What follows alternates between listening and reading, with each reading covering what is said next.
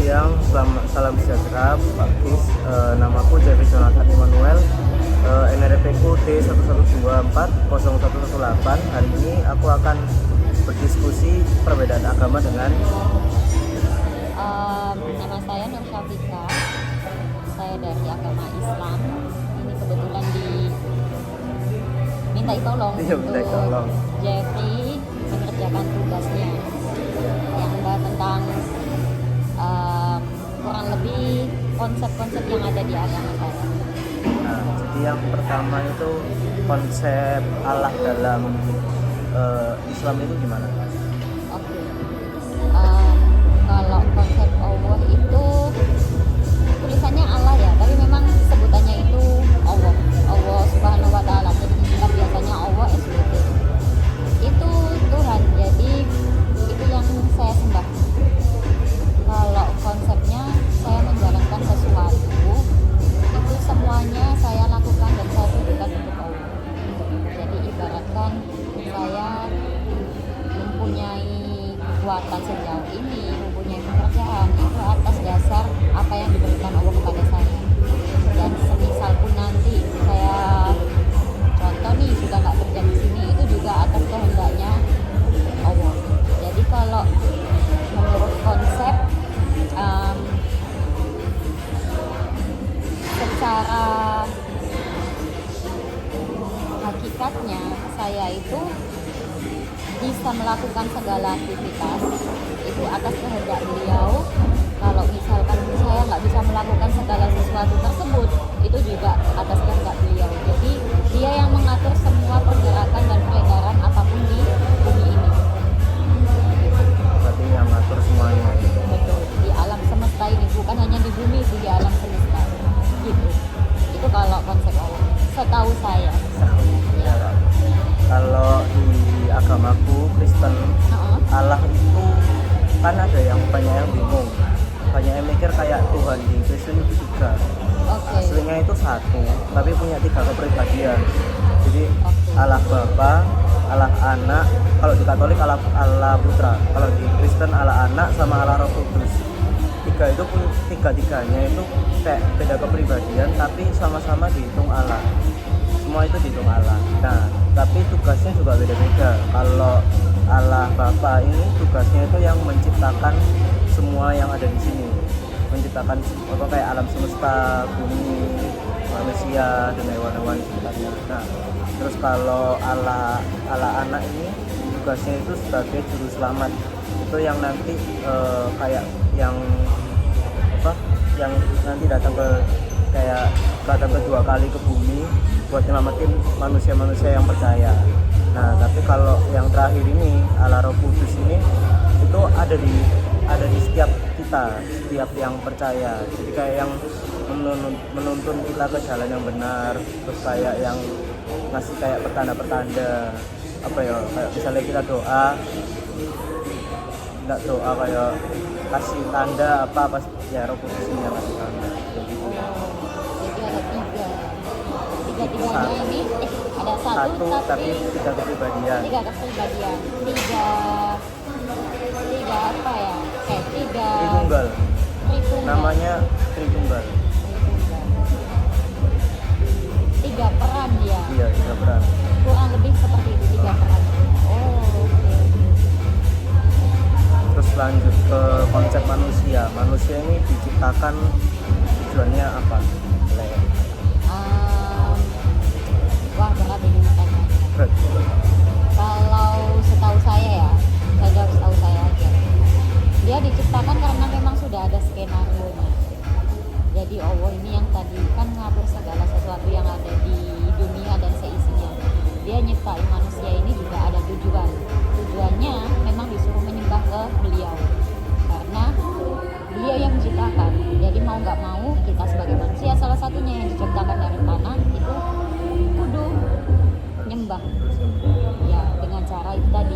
Misalkan kita disuruh melakukan apapun yang diperintahkan, contohnya kayak puasa, zakat, sholat, haji, kayak gitu. Kalau disuruh menghindari larangannya, kalau bisa ya dihindari. Tapi kalau tujuannya ya balik lagi, kita diciptakan pasti ada segala sesuatu yang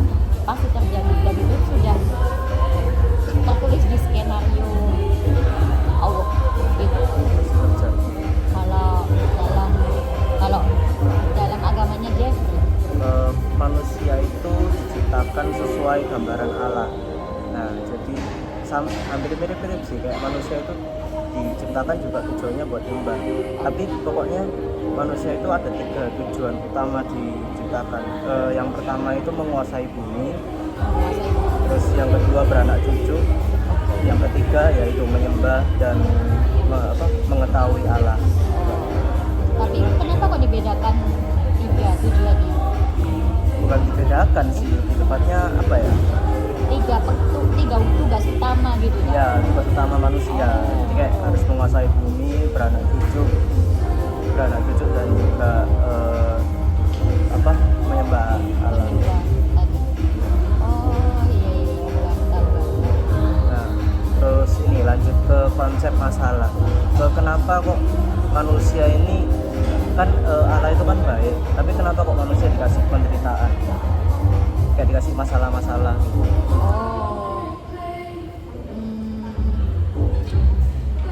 Sebenarnya itu adalah kita bisa tahu kalau saya jauh lagi setahu saya kita diskusi juga kalau semisal kita dikasih penderitaan kayak gitu kan berarti kita diuji seberapa batas limit kita untuk bisa beribadah dan tetap menyembah Allah padahal kita dikasih kesulitan.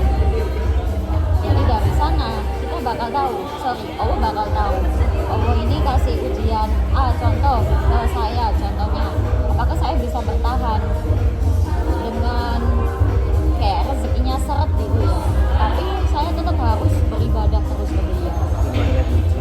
Betul, imannya diuji seberapa kuat. Kalau semisal nih di tengah-tengah protol, oke, berarti kita tahu kemampuannya akal pikirannya saya dan Syafiqah itu ya cuma segitu aja. Dan ini nanti ada takarannya semua. Dengan melakukan kebaikan segini berarti nanti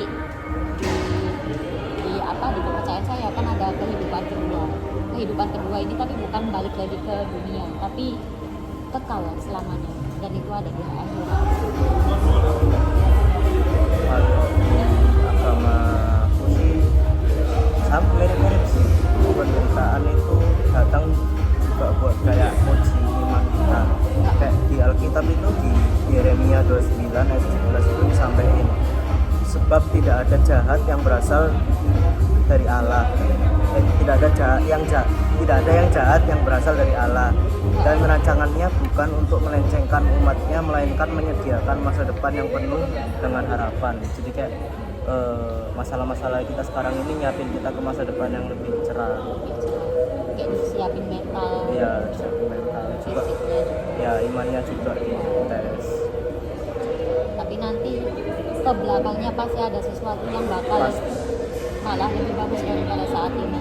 Dibalas berkali-kali lipat. Iya, kurang lebih sama sih memang. Sama. Kayak mirip-mirip.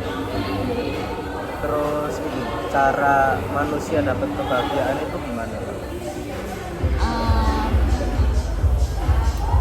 Tergantung. Saya pribadi punya kebahagiaan juga tergantung.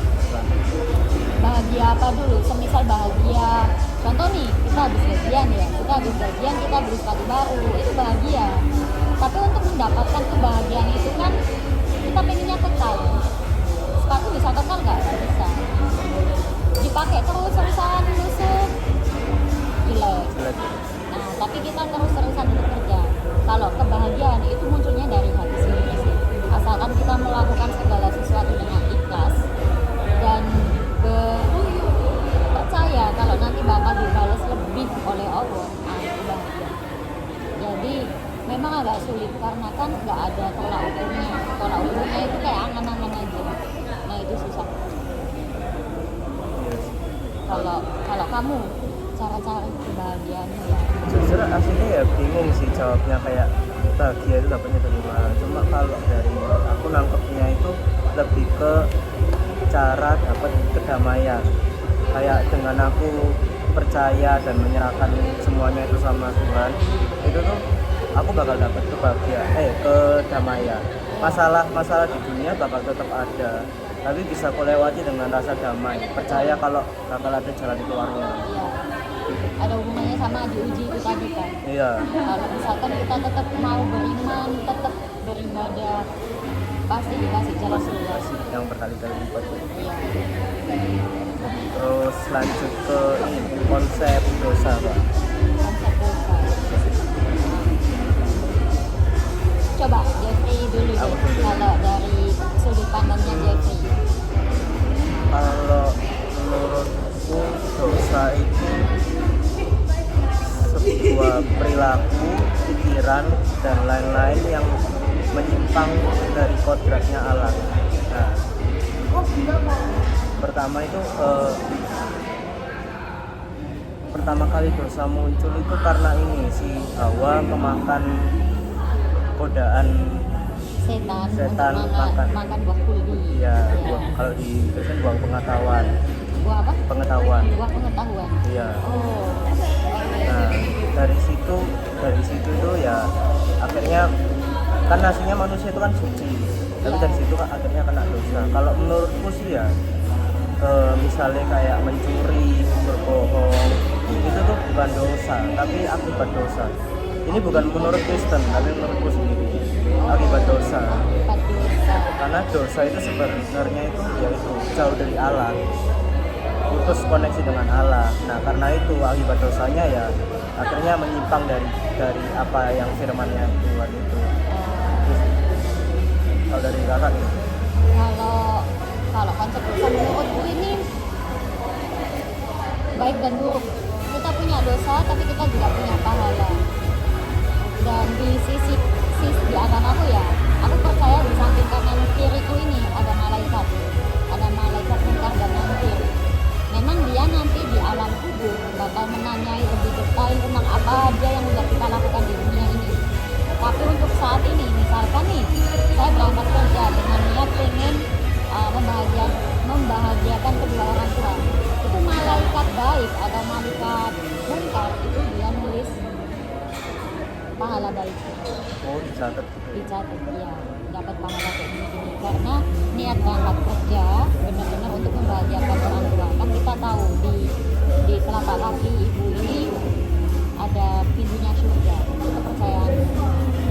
Nah kalau dosa kan kebalikannya ya. Jadi kalau dosa, misalkan aku berangkat kerja, aku berangkat kerja, aku pengen godain temenku karena kalau temenku dia nangis aku suka kan, tapi temenku menderita aku bahagia, nah itu dosa. Contohnya kayak mencuri. Dari awal aku niat aku mau berangkat pagi nih, aku mau nyuri alat contoh biar nggak ada yang tahu, kan dari awal niatku udah jahat ya. Nah itu bakal dicatat dosa. Tanpa melakukan niat jelek udah dicatat dosa. Iya. Jadi segala sesuatu kalau bisa melakukan apapun perlu mengutamakan Allah. Jadi contoh nih, kita kan disuruhkan kita makan ya. Biasanya aku kalau makan bismillahirrahmanirrahim. Aku makan sepiring nasi ini tadi, ya berkah yang sudah aku dapatkan atas kehendak Allah. Nah itu dapat pahala. Karena kita sudah segala sesuatu mengutamakan Allah. Kalau dosa, kita melakukan segala sesuatu ini ada godaan setan. Tergantung kitanya bisa survive apa enggak. Aku misalkan ngelihat ada sepeda motor kuncinya nempel. Kalau misalkan aku tergoda sama setan, ya aku ambil, ada kesempatan ada niat, dosa. Karena orang lain rugi, sepeda motornya hilang, dia semisal Gojek itu dia hilang mata pencaharian. Aku dosa. Sama seperti kalau di aku buah huldi yang si Hawa makan waktu itu kan di surga ya ceritanya. Kalau yang aku pahami saat ini, semua dulu manusia itu cuma ada satu Nabi Adam, dan Nabi Adam ini merasa kesepian, akhirnya diciptakan Siti Hawa. Siti Hawa ini diciptakan dari tulang rusuk bekoknya Nabi Adam. Nah suatu saat kan di dalam surga itu ada buah namanya buah huldi, dan itu salah satu buah yang dilarang untuk dimakan sebisa mungkin. Tetapi Siti Hawa itu karena tergoda oleh setan, akhirnya dia makan. Akhirnya dua-duanya diusir ke bumi, dan sampai sekarang anak beranak sampai sebanyak itu. melakukan dosa ya kamu harus tanggung jawab nanti di akhirat. Kalau kamu melakukan kebaikan ya dapat pahala. Tabur dua ini. Tabur tuai. Ya, tabur tuai. Aku baru tahu ada yang kayak malaikat di pundak itu. Kayak yang di itu kayak di kartun-kartun biasanya. Iya, yang pakai sayap, Iya. terus satunya ada Apa ada? devil, Iya, merah-merah itu. Ini nyadet pahala, yang kiri nyadet dosa. Kanan pahala, kiri dosa. Terus ini lanjut ke konsep kehidupan setelah kematian, surga. Yang pertama surga. Nah itu tadi, apa yang sudah kita perbuat di dunia ini, nanti kita bakal dijanjikan tempat yang mulia banget, apapun ada. Kita nggak perlu susah payah lagi untuk ibadah, bekerja keras, harus cari pasangan yang cantik ganteng, nggak usah. Soalnya udah disediakan semua karena kita sudah mencarinya di bumi ini. Maksudnya kita sudah bersusah-susah mencari di bumi ini, terus ada kehidupan kekal, ada neraka dan ada surga. Kalau memang kebaikannya kita bisa dipertimbangkan, kita nanti dapat hadiahnya ya ditempatkan di surga. Begitupun sebaliknya, konsep nerakanya. Di dunia memang kita kan suka menindas orang, suka mencuri, pokoknya yang negatif-negatif. Ya nanti ganjarannya kita dapatnya neraka. Dan bertolak belakang memang surga kan kita bisa happy ending, bahagia, foya-foya, bisa makan apapun. Enggak dengan neraka, kita bakal disiksa. Kalau misalkan suka berbohong, kita juga bakal banyak kok siksaannya. Kayak di kalau yang sering diceritakan di buku-buku ataupun di kajian-kajian itu, mulut kita dimasukin kayak apa ya, bara panas. Kan tahu sendiri ya apa bara panas dan buahnya dimasukin ke mulut, dan itu sembuhnya bisa sembuh tapi lama. Nah nanti kalau sudah sembuh nih, kalau sudah recovery lagi, sembuh lagi, bakal disiksa kayak gitu terus-terusan. Kayak film itu ya, apa yang pernah viral itu, Ya, siksa siksa neraka. neraka, Nah, kurang lebih kayak gitu. Jadi ada kan orang yang pernah nonton film itu, tobat, iya. soalnya saking kayak gitu. Itu yang ku terapkan. Jadi ya apa caranya kita akhirnya bisa dapat ganjaran surga, ya kalau bisa menghindari hal-hal yang negatif. Sesimpel berbohong Oh, udah. itu bakal diganjar dosa. Kalau collection dosanya lebih gede ya mau nggak mau perlu di tes dulu nanti di neraka. Kalau Allah merasa udah cukup nih anak ini disiksa di neraka, nanti baru bisa pindah ke surga. Oh, bisa pindah. Baru Tapi disiksa dulu. siksa dulu. Dan itu nggak cuma setahun 2 tahun. Soalnya kehidupan di dunia sama akhirat itu beda banget. Bisa jadi 1 hari di sini tapi di sana 1 miliar tahun. Kan nggak masuk akal. Nggak masuk Itu akal. memang kalau di nalar pakai akal manusia nggak sampai, nggak bisa, nggak masuk akal. Tapi kalau dosa, misalnya dosa mencuri sama dosa membunuh, itu kayak setara atau beda? Yang membunuh lebih tinggi. Pastinya beda ya, tapi aku kurang tahu secara gamblang bedanya kayak gini. Semisal nih, kan bisa jadi aku bohong, tapi dengan bohongku ini ada impactnya lagi ke belakangnya, bahkan bisa menghilangkan nyawa banyak orang. Kan juga nggak tahu. Dari awal kalau misalkan aku yang terjadi A, ya aku kalau bisa menyampaikan yang A.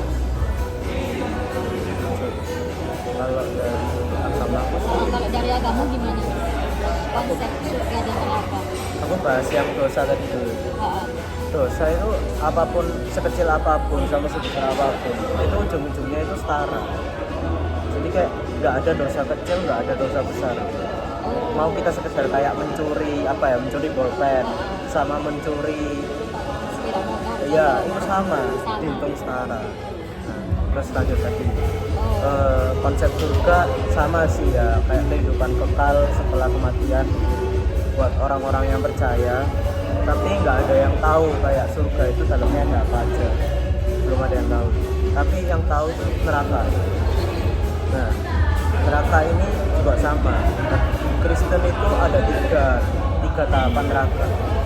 Yang pertama itu Sheol atau Hades. Hades itu Sheol itu bahasa Ibrani kalau nggak salah. Tapi itu tahapan pertama. Itu tuh sebenarnya bukan neraka, tapi bukan juga surga. Itu kayak tempat di mana arwah-arwah yang baru meninggal itu kayak nunggu dimasukin surga atau dimasukin neraka. Kayak tempat apa ya? Tempat penentuan gitulah. Tapi di situ tuh juga kayak katanya nggak tahu disiksa atau enggak ya. Nah, pokoknya itu tahapan pertama yang netral lah. Nah, terus yang kedua itu tahapan Gehenna atau neraka. Itu ya buat orang-orang yang tadi itu yang nggak bisa masuk surga, akhirnya masuk neraka. Nah, terus tahapan terakhir itu jurang tak berdasar. Itu lebih siksaannya itu lebih besar daripada neraka biasa. Itu katanya itu lokasinya itu bakal dekat sama inti neraka. Jadi kayak apinya itu berasal dari satu tempat. Nah, pokoknya yang tahap terakhir itu yang paling dekat sama intinya. Yang neraka apa tadi? Jurang tak berujung. Iya, jurang tak berujung. Cuma aku masih kurang paham sih kayak gimana konsepnya. Iya kan, nggak bisa dinalar Iya, pakai akal udah manusia. dinalar. Tapi manusia sekali masuk neraka bener-bener nggak bisa keluar. Oh. Tapi kalau di dalam Alkitab totalnya itu hanya ada 9 orang yang bisa keluar dari neraka. 9 orang itu, tapi mereka juga nggak masuk surga. Jadi mereka tuh dibangkitkan hidup kembali. Nggak masuk neraka, jadi kayak dibalikin ke bumi gitu loh, buat saya nebus dosa-dosanya. Kayak kasih kesempatan 2 kali. Tapi ya sepanjang itu cuma 9 orang sejauh ini ya. Yang ada di Alkitab. Dalilnya di Alkitab cuma 9 orang. Terus yang terakhir ini apa makna hidup kakak dalam ajaran agamanya kakak? Coba deh Jeffrey dulu juga. Jeffrey sampaikan. Makna hidup ya yang pertama ya mengenal Tuhan, terus menikmati pemberiannya Tuhan. Kayak ya apapun yang ada di bumi ini lah. Kayak hidup itu bukan soal apa yang kita bisa kasih ke Tuhan, tapi apa yang Tuhan kasih ke kita. Jadi apapun yang Tuhan kasih ke kita itu jangan disia-siain, tapi harus benar-benar dimanfaatkan. Terus ya juga mencerminkan keindahan Tuhan. Soalnya kan dalam agama Kristen itu, ajaran Kristen itu manusia diciptakan kan sesuai gambaran Allah kan, kayak makhluk paling mulia lah, paling sempurna ya. Kita kalau bisa ya mencerminkan keindahan Tuhan itu. Kalau aku kurang lebih memang sama juga. Jadi aku lebih terarah tahu hidup ini sebenarnya untuk apa. Aku bangun pagi, aku harus ngapain itu aku sudah tahu. Nanti di jam sekian aku harus istirahat untuk beribadah.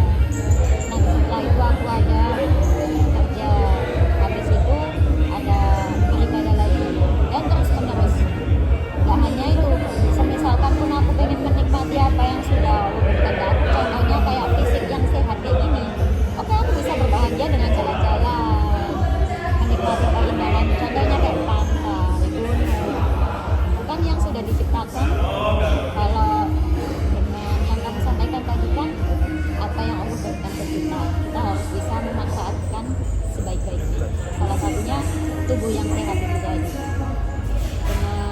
Kayak gitu kan, aku beribadah pun juga bisa lebih lancar, nggak yang sakit-sakitan, nggak yang perlu biaya berlebih mungkin kalau butuh berobat. Jadi aku tahu kedepannya ini intinya lebih terarah lah, karena ada pesanannya tadi, ada sesuatu yang setiap besoknya itu jelas apa yang perlu kulakukan. Jadi beruntung banget sih punya pedoman tadi, punya kepercayaan tadi. Udah sih sampai tunggu aja pembahasan. Gak ada pertanyaan lagi. Sebenarnya banyak sih. Banyak. Iya. Cuma Ya itu tadi. Contohnya ada beberapa sih nggak bisa dinalar pakai akal manusia. Tapi itu seru untuk diomongin. iya seru. Seru. Waktunya udah kelebihan itu sia-sia. Masih ada. Terima kasih Jeffrey Ya. pengalamannya sharing tentang agama. Jeffrey kantornya apa?